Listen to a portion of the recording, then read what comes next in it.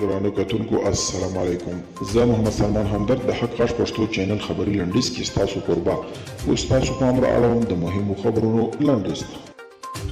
په افغانستان کې د جګړو پراختیا د امریکا خپل پلان دی. په ولسي جرګې غړو د جرګې په عمومي غونډه کې د خبرو پر مهال وویل چې امریکا په لوی لاس په افغانستان کې جګړه پراخوي او غواړي منځنۍ اسیا ته خطرونه جوړ کړي.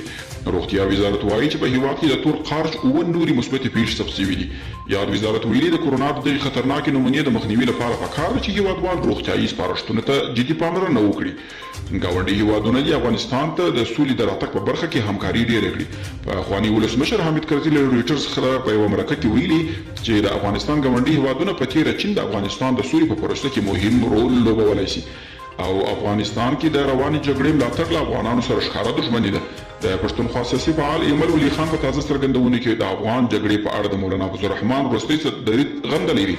هغه وایي دلته روانه جګړه افغان وژنه ده او ښکاره ترهګري ده چې باید ملاتړ یې ونه سي.